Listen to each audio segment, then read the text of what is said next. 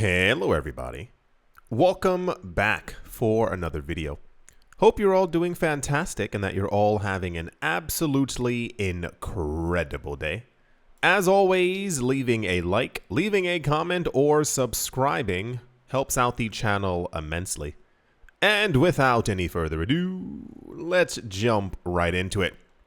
This one actually surprised me because I assumed that this would have been the largest news in the entire world. You're going to see exactly what I'm talking about. 9 out of 10 times, a lot of the news that's floating around out there or that ends up being some of the most popular news of the day typically has to do with absolutely nothing. So maybe the fact that this news does something, maybe that's the reason why people didn't catch on.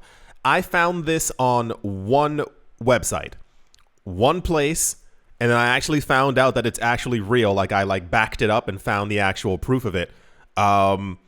Very, very surprising. I'm shocked that this wasn't more popular floating around the interwebs.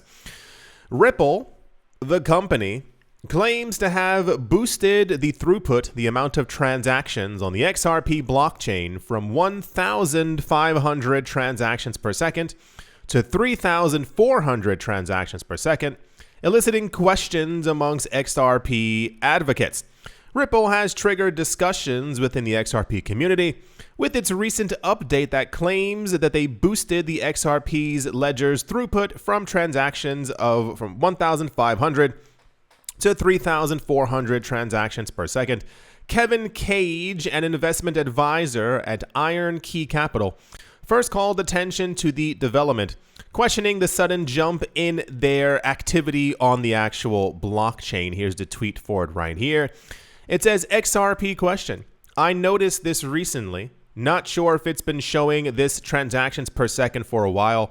Why does Ripple's website say 3,400 transactions per second rather than the standard 1,500 for the XRP ledger? Thanks. If you've been here since around 2018, this was a very popular, it's still popular, but it was more so talked about years ago as a very popular metric for how strong a blockchain actually was. You might remember the discussion we were having a couple of months ago where I was asking people here and also on Twitter, can someone show me how many transactions per second Cardano has? And I got a really weird, interesting answer that transactions per second no longer matters. The idea is that within a transaction, you may have hundreds of other transactions bundled together. So that one transaction in that second doesn't equate to how much the blockchain is actually capable of. So the idea of transactions per second seems almost archaic to people, even though this is still a major metric. For those of you who don't know, because it's not spoken about as much as it previously was before, the idea is blockchains are trying to get past the 60,000, that is 60,000 transactions per second, because that's what Visa does. And the idea long ago was that any blockchain that passed by Visa would therefore, kind of be the winner of all coins because you would no longer need Visa. And this also gets us into the conversation as to why Visa and MasterCard have so desperately recently been trying to get into the cryptocurrency space. When you talk about the popularity of XRP back in, even up until now, but also back long ago in 2017, when Bitcoin still does have 3 to 5 transactions per second. I think Ethereum has anywhere from 8 to 15 transactions per second, like 15, like really pushing the engine, trying to go as fast as possible. So back in the day, when XRP emerged as the blockchain with the most transactions per second, that was a major thing. And the number that we've constantly been quoted has been 1,500 for a number of years. The number changed to 3,400 per second. And once again, I just logically assumed, and I say this because for those of you who may be new here or who are not new here and know what's up, the XRP community, the Bitcoin community, and the Cardano community are the most, they really like their blockchains a lot. So whenever there's any kind of news going on about the three coins, it tends to make very popular news. And that is regardless of what the news might even be. You've seen it before. If Bitcoin has we had news earlier this year. Bitcoin got NFTs. That was the most popular news for 2.5 weeks. The amount of transactions from NFTs on Bitcoin's blockchain skyrocketed. That was also popular news. Cardano says that they're no longer in the orange and rose test phase of something. They're now in purple. That ends up making the most popular news for the week. Same exact thing with XRP. If the people from Ripple sneeze heavily at a press conference, people think that they said XRP is going to $1 million. It ends up, it's just the constant flow of the news, and has been as such for the last 6 or so years. So on news that something has actually happened and taken place and is basically doubling the throughput, the capability, the power of the blockchain, I stupidly assumed that people would have found this news interesting. Here's like a little photo of the actual information that they found. The Crypto Basic, the information platform, confirmed that Ripple's official website now proudly displays a transactions per second rate of 3,400, a doubling from 1,500, the long-standing benchmark. The adjustment has elicited varied responses from the community, yada, yada, yada. Here's the actual thing right here with the image of it. And then if you go on their website, you have to like scroll down a bit, and then you get around here. And then you got some photos and developers and 3 to 5 transactions per second. They talk about it being carbon neutral. They talk about how fast it is. Low transactions. I never knew this number myself as well, but that's a little ridiculous. Apparently, the XRP transaction fee is 0.0002. It's not a dollar. That's not a cent. That's a fragment of a cent. I always thought it was 1 cent. Here I am corrected. The XRP ledger can handle 3,400 transactions per second. There have been over 80 million closed ledgers since 2012. I assume that's the amount of ledgers created, or I don't know. I'm not sure. The XRP ledger is, it says the XRP ledger is 61,000 times, that is 61,000 times more energy efficient than proof of work blockchains. It's a very specific number. The XRP ledger is decentralized with a global network of over 100 validators. Yeah. I just assumed that one of the most spoken about blockchains that we have on the planet, this would have made popular news. Nope, I found this only here in this one place. Not a lot of people seem to maybe have noticed. We have had, and I'll be honest with you, the last weeks within the cryptocurrency space have been a little ridiculous news-wise. So I get if this didn't make, the top of the list with all the other madness that we have going on. Yeah, that's the XRP blockchain apparently has doubled the amount of transactions that they have and is literally 1,000 times quicker, faster, more transactable than Bitcoin. Maybe I'm simply stuck in 2017 because this would have made major news before. That's the XRP news. And yeah, let's move on.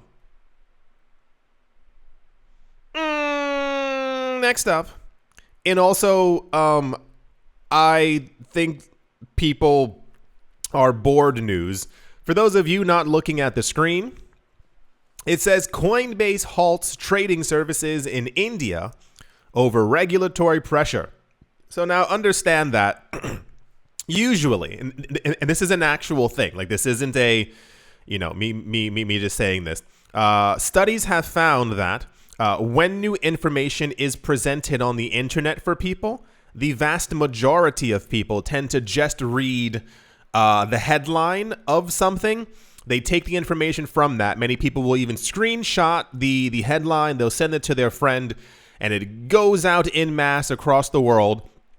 And then usually what ends up happening is people get afraid, they panic, whatever the news might actually be about, until an individual actually reads through the article, and it kind of clears a lot of things up. The news is that allegedly Coinbase sent out emails to people saying that they were stopping their services within India, which, to be completely fair, sounds like something that would have happened. Why? Because if you've been here since the end of 2017, early 2018, you might have seen my other video where I was going over it as well.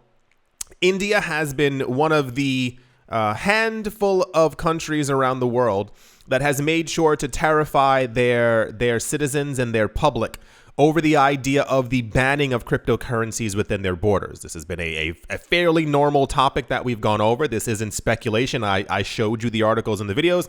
You can even find them yourselves. Type in India crypto ban, India Bitcoin ban. Type in 2018, 2019, 2020, 2021. You'll find all the articles for it there. So upon reading the actual article headline stating that Coinbase was stopping within India, it seemed believable. However, the problem is that upon looking around, many a website began to actually convert their articles or write articles that simply said, India's looking to ban cryptocurrencies once again because Coinbase has been ousted from the country, and Coinbase has told their users that they will no longer be working with them starting the 25th of September. Now, if you actually read the articles that were going around, the news actually is Coinbase sent out a number of emails, and I think part of the issue might have been that they sent out a very large amount of emails. The people who they actually sent the emails to were people who violated their exchange practices or services, or, did something that they should not have done on a centralized platform, as Coinbase is centralized and they are a company, so they can tell you what you can and cannot do on their platform. That's how the internet works. They sent this out to a number of users, but apparently the number was allegedly so large that a lot of people got afraid that it was simply like a blanket ban on cryptocurrencies within the country, and Coinbase was pulling out of the country from their services, yada, yada, and it made everyone go completely insane. This was very popular, unpopular. I'm not exactly sure what to throw inside there. It says Coinbase clarifies its stance on Indian operations amidst misinformation. Yeah, because that's the world that we live in. A lot of people don't like to read for whatever reason, and I don't really get that either. If you find time in your day, I always tell all of you anyway, like this isn't like a once in a yearly TMI thing. Watch documentaries. Read books, learn a little bit more. There's always more to learn. No one knows everything. It is impossible for anyone on the planet to be hyper intelligent and know every single thing that's happening. So always just dig a little bit further. I told you that all here before, and I'll say it again. If you are new here, if you ever hear me say anything on this channel that sounds weird, left-handed, you're like, what in the world is this guy talking about? I can't understand it. Look it up for yourself. Try and find the information that I'm talking about so that you understand that I'm simply not just like saying random things on here. Always investigate for yourself. If something sounds weird, look it up. I might be incorrect. I'm going off of the news that I'm finding on the interwebs. Anyway, yes, for some reason, India has been very, very heavily in the news the last couple, like even 1 or 2 weeks. We got this before when it came down to the news that apparently I believe I think it was the Prime Minister of India announced that they were working with the G20 to try and make cryptocurrency regulations. I rolled my eyes because you could have done this 6 years ago. Apparently, a lot of people are extra now bullish on India. Apparently, market prices fell a bit on the news that India was no longer or allowing Coinbase to work there, because the idea is that if you have 1.5 billion people in India, and therefore if 10% of them, 150 million, get into the cryptocurrency market, that's nearly all the adults within the United States, the market would move significantly. However, on Coinbase, you get the entire idea. It says Bitcoin price prediction. India contemplates crypto regulation amidst IMF guidelines and CBDC concerns. A lot of people are talking about India's central bank digital currency. I don't know where this conversation came from or how a lot of people think that it's important or actually matters to us in any sort of way. There's another article. It says India's central bank digital currency has 1.5 million users, 300,000 merchants, and this was said by the Bank of India chief. The news is, and for some reason, the same exact thing with crypto companies hiring and crypto companies laying off people. Central bank digital currency news ends up always being very popular. I still have not figured out why. I find it actually to be not even that it's boring. It's like finding out that like a company is putting together a machine to print money. It's like, oh, that could be fascinating, but you're just putting together a machine that's going to like put ink onto like pieces of paper. It doesn't, like it kind of falters off at a certain point. The RBI chief within India alleged that we all assumed that the India central bank digital currency would not be launching until the end of this year and or sometime next year. Apparently, that's completely incorrect. Apparently, 1.5 million people within India are already using it. There are 300,000 merchants using it. I feel like a lot of this might be a lie because we probably would have heard about all of this way before. Like even just from the internet. I feel like if 1.5 million people within India had actually already been using this thing, which is probably roughly around the exact same number of people within China who are using their CBDC, we probably would have gotten wind of 300. I mean, listen. 300,000 merchants is huge. They're probably, think of it this way. In any society, we have people who own businesses, we have people who don't. We have people who own homes, we have people who don't. We have people who are going to school, and we have people who don't. You've probably aged out. You probably finished school. There are only certain amount of people who are going to have a business. I would assume that it's not 1.5 billion people within India all own a business. See what I'm like, logically, everyone can't do it.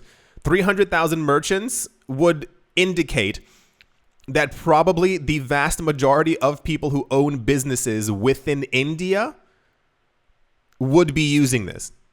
Now, we probably would have heard that news from everyday normal people. We've had videos before. You must have seen them. When El Salvador made Bitcoin legal tender, there were thousands of videos. No one asked for them, but there were thousands of videos that were out there with people walking around El Salvador, tapping their phones, paying with Lightning, going up to like people selling maracas and coconuts, not joking, and like tapping their phone and like, I just paid with Lightning. So one could have assumed like we got the same exact news from China. Anyway, the point is, this guy is alleging that apparently they have 1.5 million people using it. There are tons of banks who are testing it. There are other people around, the world, and is like, sure, why not? I'm still a little confused as to how India thrust itself into the cryptocurrency news spotlight so heavily in a matter of days, and now everyone is like super bullish on India all over again. It says India's central bank explores new feature to boost digital rupee adoption. Fantastic. For those of you who missed it before, and I told you years ago to read about it, India's economy is not that hot. A lot of the speculation lies on, once again, the amount of their population and the amount of workers that this could translate into to continue to bolster their economy. It was believed that years ago that India or China or the EU as a whole could have become the new global economic power. It doesn't look like it's going to be happening anytime soon. A lot of the proposition for India's power as a world power comes down to their population and what you could potentially do with 900 million working age people working around, the economy or what have you. Their economic policies have been questionable is not even the actual answer, but they seem to rapidly be trying to digitize and push themselves into the future, potentially on the prospectus that their country could become a major player, a majorer player, as they are already major, a majorer player in the future. But yeah, who knows what's going to happen. I think there's also, I don't have it in this video, no, there's also other news about that maybe by the end of this year there might be cryptocurrency regulations. It's a literal blast from the terrible past when we keep hearing this news over and over, and that it gets people hyped up. Like the idea of like legalization and proper cryptocurrency regulations within India, once again popping into the news like this is something that might happen. Everyone get ready for prices, and it's like they could have done this a while ago. At this point, any country that still does not have proper cryptocurrency regulation, it's just market manipulation. It's the government actively making sure that people don't have answers to something that they want to do. Like imagine if you were trying to cross the street and there were no stoplights and there were no like the little like crossing man. And you were like, "Hey, can we figure out like when the light's going to change so we can like not jaywalk?" And the government was like, it might take like 3 to 5 years to be able to do that. Like we just don't have the infrastructure. Like that I'm pointing to the SEC and also to the Indian government and to many other countries out there as well. It doesn't take that long. It literally can take hours for you to tell your citizens what they can and can't do when it comes to money and how they can protect themselves as well if they're going to be getting into this new financial venture. That's for some reason India was all over the place news. Coinbase is not leaving India. Coinbase just sent out a massive amount of emails to people on their platform who were allegedly doing stuff that they should not have been doing. Their central bank claims that they have over 1 million people using their digital currency, which is probably a complete lie because they're probably trying to put it out there in the news like, look how popular this is when no one's actually going to be using it. And yeah. Let's move on. Also, people thought this was confusing news, and it is the most obvious news that we've gotten in a very long time. Leading crypto exchange Binance has announced they will be terminating all support for Polygon-based NFTs and the Sandbox NFTs staking program on the 26th of September. I'm not sure why everything is being halted on the 25th and 26th of September, but sure, why not? According to a recent announcement, Binance will be terminating support for Polygon NFTs 6 months after integrating them into their platform. Users have been instructed to withdraw their NFTs by the 31st of December. So they give you to the end of the year to take all NFTs from Polygon that you may have on their platform off of their platform. Starting from the 26th of September, purchases of Polygon's NFTs will be halted, with all listings being canceled. All Polygon NFTs will be automatically returned to their users' accounts after the 28th of September to ease with the transition. So maybe you don't have to stop it. If they're automatically returning to you, then it... So this news was popularly unpopular. A lot of people were quite confused as to why Binance might be doing this. They assumed it had to do with a discontent for Polygon. Maybe something was wrong with the Polygon blockchain. Maybe something was wrong with the Sandbox. Should I be selling my Sandbox tokens? For those of you who missed the news, I believe it was the end of maybe summer last year or end of the year last year.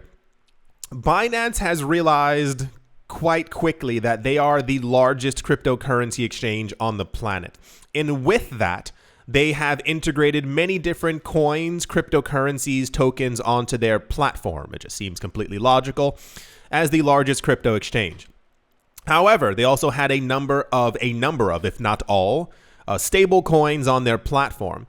The issue, air quotes, is when using these other platforms, these other chains, the fees from these transactions always goes to the actual owner of said blockchain. This is why we just saw Coinbase create their own blockchain called Base.